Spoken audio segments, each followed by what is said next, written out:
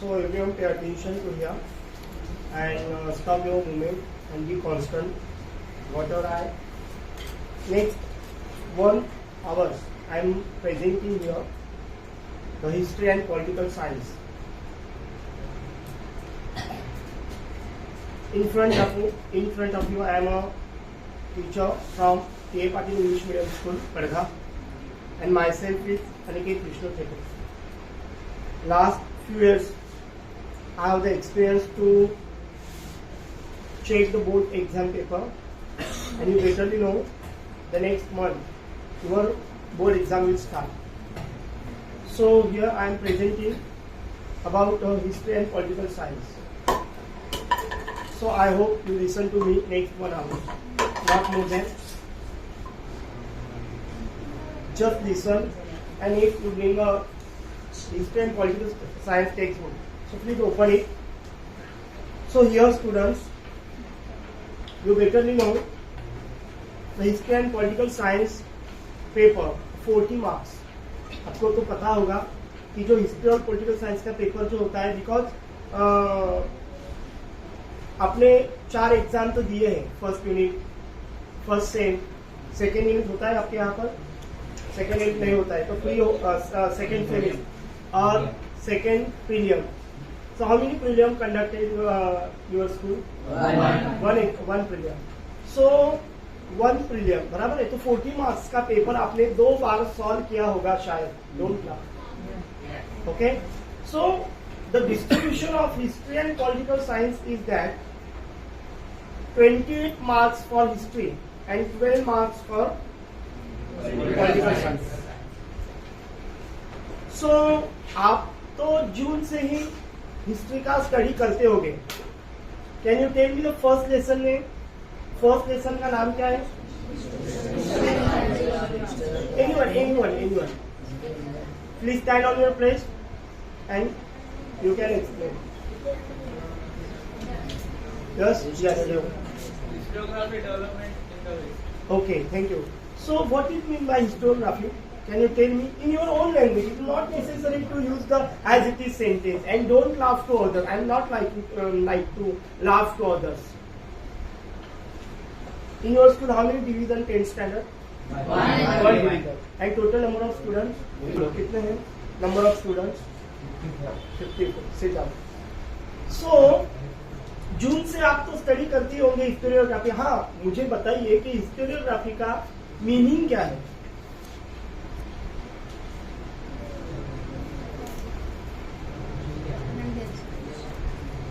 Easily historiography में इतिहास लेखन.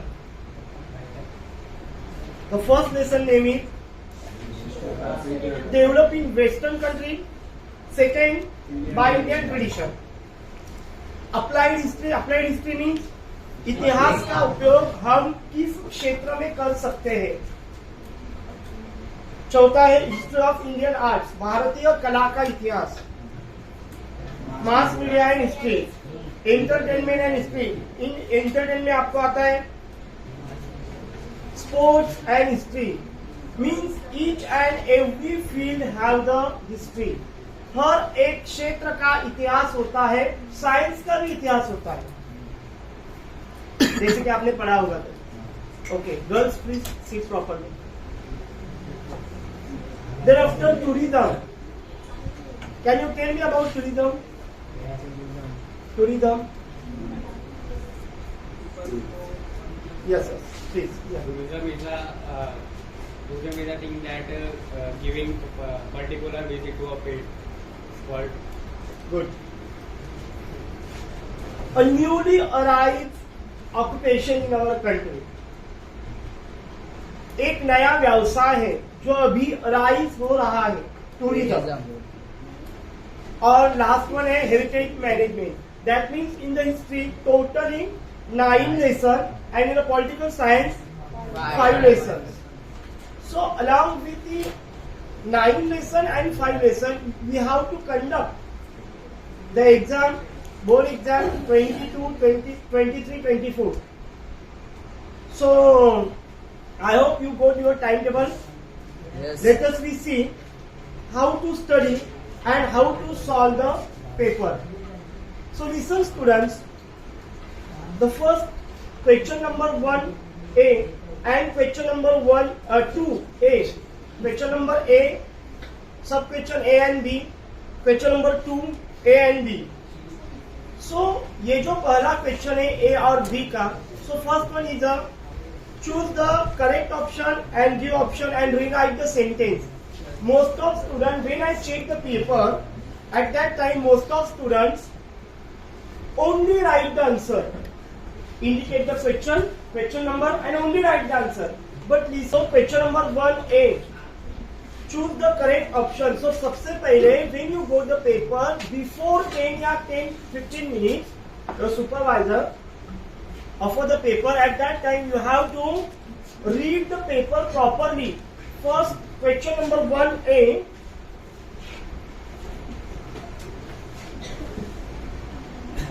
क्या दिया है, वहां पर दिया है चूज द करेक्ट ऑप्शन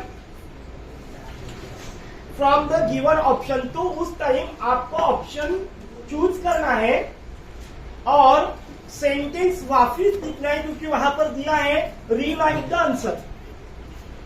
यानी आंसर फाइंड आउट करने के बाद आपको एक बार फिर से सेंटेंस दिया. इसलिए मैं क्या बोल रहा हूं कि आपको जो है जो क्वेश्चंस दिए रहते हैं वो आपको पढ़ने हैं. मोस्ट ऑफ स्टूडेंट क्या करते हैं, indicate the number and only write the answer. आपके पेपर तो आपके टीचर नहीं चेक करने वाले हैं, लेकिन जब वो एग्जामिनर के पास जाते हैं, एग्जामिनर क्या कहते हैं, खुद नहीं चेक करते हो. जैसे कि मॉडरेटर उनको बोलता है कि भाई इस तरह से पेपर चेक करने हैं. अगर बच्चों ने पूरा सेंटेंस लिखा होगा तो ही उसको मार्क्स दे दो, क्योंकि यहां पर क्या बोला है, choose the correct option and rewrite. तो आपको सेंटेंस रीराइट करके लिखना है along with the answer, along with the fill-ups. कभी कभी क्वेश्चन नंबर 1A में ऐसा भी कहा जाता है only choose the correct option या राइट द अल्टरनेटिव नंबर, इस तरह से भी दिया हुआ रहता है. तो आपको खाली नंबर ही वहां पर लिखना होता है. जिस तरह से इंस्ट्रक्शन दी हुई रहती है उस तरह से आपको फॉलो अप करना है. अगर एग्जामिनर ने आपको मार्क्स नहीं दिए, लेकिन आपको क्या लगता है कि हाँ भाई हमने तो सॉल्व किया है, लेकिन आपको नहीं मार्क्स मिलेंगे. So you have to follow the instruction and you have to read this instruction before you start your paper, and when you read the instruction at that time calmly, शांति से आपको पूरे instruction read करने हैं. Question number 1A fill-ups and B क्या दिया है, identify and wrong pair. When Maharashtra board start this curriculum, जब Maharashtra board ने यह अभ्यासक्रम चालू किया था तो उस टाइम हिस्ट्री का पेपर जो था पहले साल 60 मार्क्स का था. तो उस टाइम क्वेश्चन ये था identify the wrong pair and make correct. आपको आइडेंटिफाई करने हैं और उसको करेक्शन भी करना है. लेकिन बाद में अभी ऐसे पूछा जाता है कि just identify the wrong pairs, okay, और उसको लिखो. रॉन्ग पेयर्स क्या है वही लिखो. तो इस तरह से ही आपको लिखना है, उसको करेक्ट नहीं करना है. आइडेंटिफाई करने को बोला है तो सिर्फ आइडेंटिफाई करना है. So at that time need not to write the questions whole and soul, only write the identify pair, only write the identify wrong pair. कौन सी है पेयर आपको लिखनी है.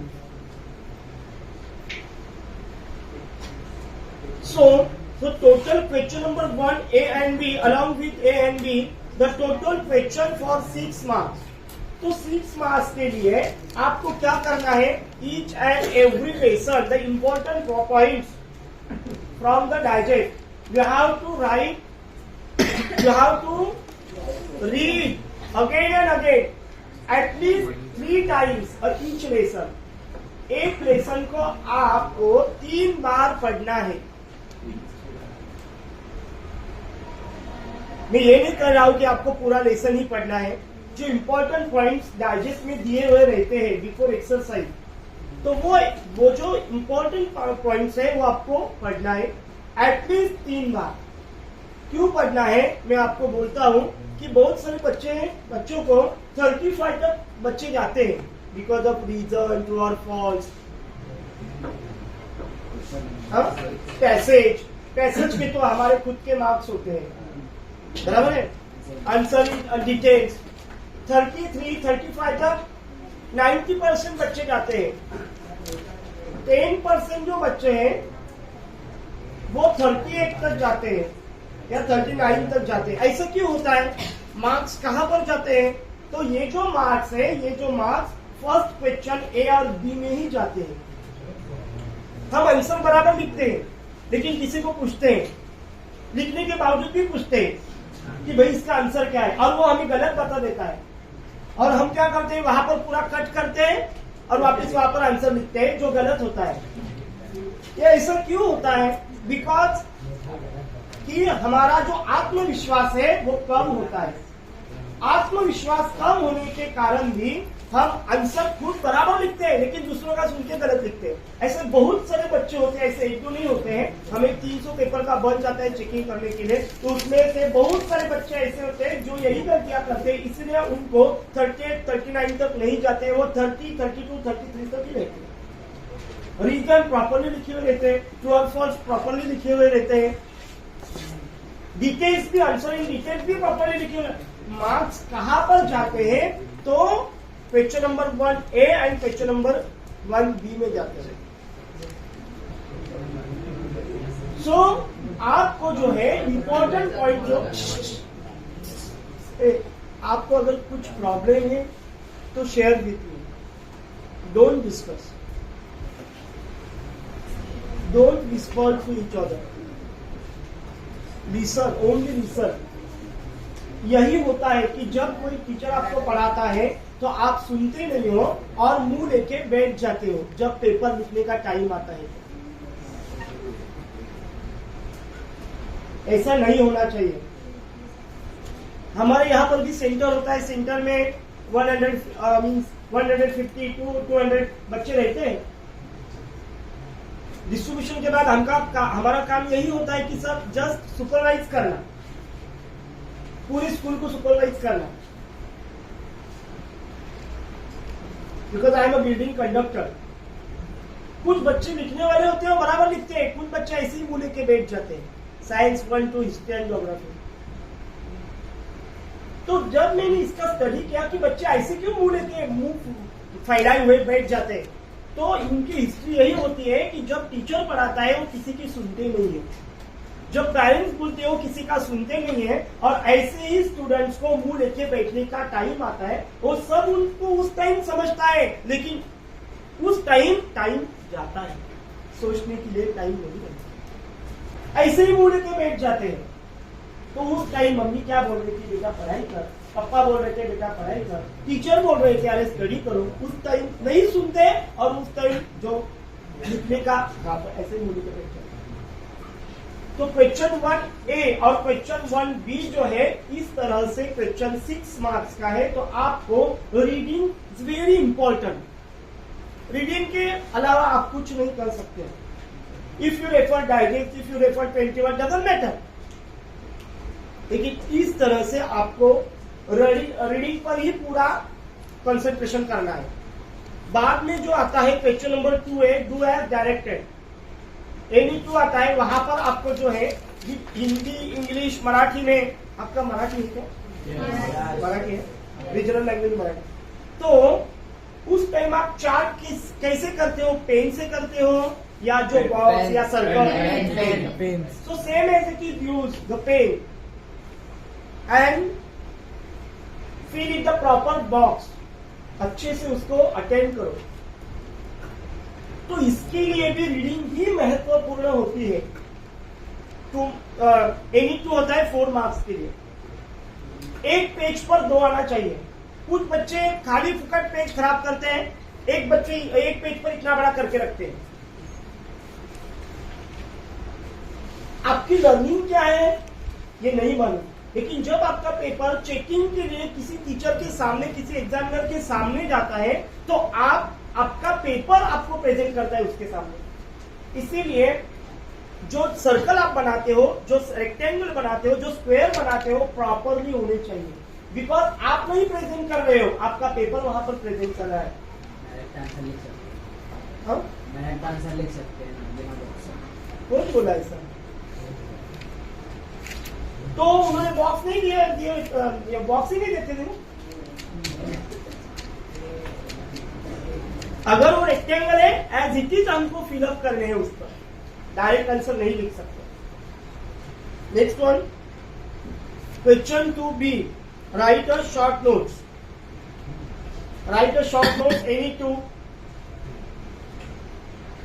शॉर्ट नोट्स के लिए आपको लिखना है 25 to 30 words. You have to attend these short notes.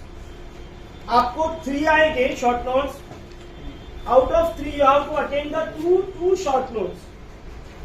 But when you write the answer, and you better be know history and geography, you have to write the answer in a point form, not in a paragraph form, because this is the not language.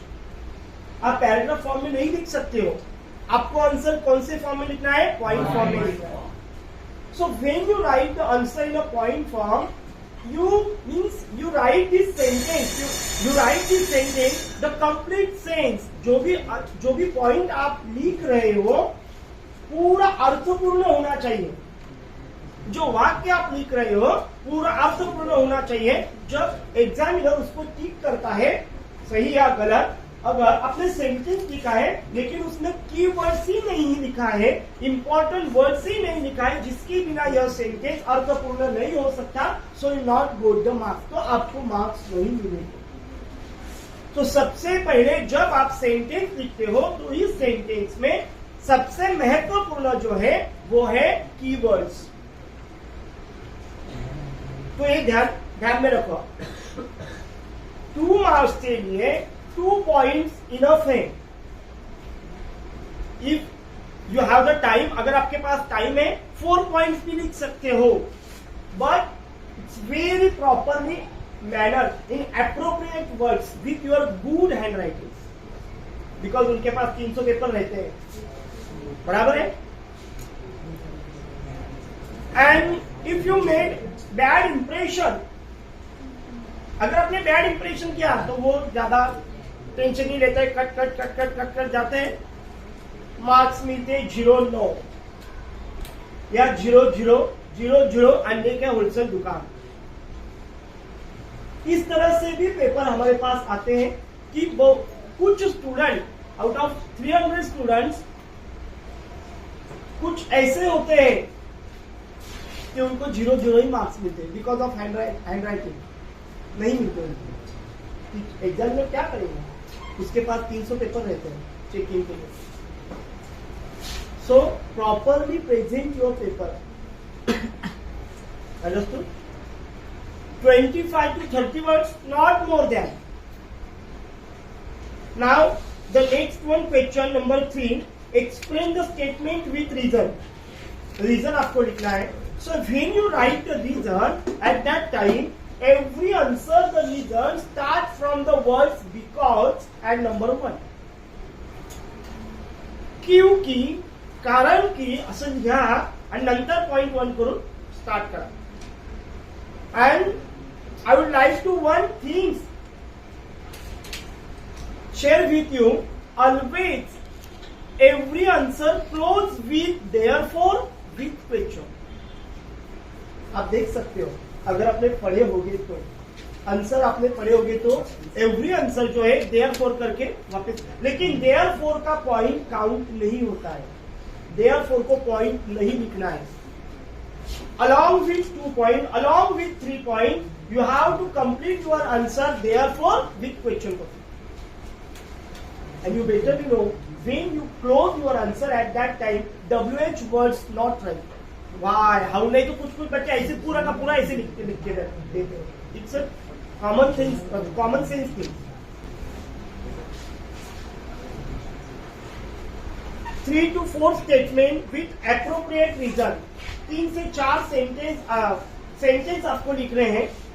Appropriate reason होना चाहिए properly language उसमें होना चाहिए. It is not necessary कि आप जो पढ़ा है उस तरह एज इट इज कॉपी करके लिखो. नो, जो कि आपको समझा है, जो आपने आत्मसात किया है, as it is you can write in your own language, लेकिन सेंटेंस अर्थपूर्ण होना चाहिए. तो इस तरह से आपको शॉर्ट नोट्स अटेंड करने हैं. आपको 4 दिए जाएंगे या 3 दिए जाएंगे, आपको 2 अटेंड करने हैं short notes. Now next one, रीजन हो गए. पैसेज जो है, कुछ बच्चे ऐसे होते हैं, पैसेज का जो पूरा क्वेश्चन है वो 4 मार्क्स के लिए होता है, आपको तो मालूम ही होगा. लेकिन वेटेज देखो, first 2 question from A 1 marks. So you have to write the answer with only 1 sentence. लेकिन कुछ बच्चे 3-4 सेंटेंस में पूरा आधा पैराग्राफ भी लिख के डालते हैं. कुछ एग्जामिनर ऐसे होते हैं, उसमें उसका आंसर ढूंढने को टाइम नहीं होता है, कट करके डालते हैं. वहां पर दिया है right the answer in only 1 sentence. अगर दिया होता है 1 वर्ड्स, तो वहां पर वर्ड्स ही चाहिए, की वर्ड्स ही चाहिए, सेंटेंस नहीं चाहिए. और अगर वहां पर दिया हुआ है 1 सेंटेंस, तो you have to write, must write your answer in 1 sentence with key words. कोई कोई बच्चे आधा आधा पैराग्राफ लिख के डालते हैं. कौन करता है ऐसा? ये करते हैं.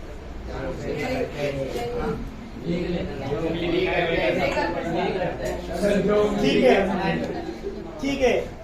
ऐसे कुछ बच्चे बोल रहे हैं कि वो करता है, लेकिन 4 जो उंगलियां उनकी तरफ है. नहीं सर, ओके. मैं तो सर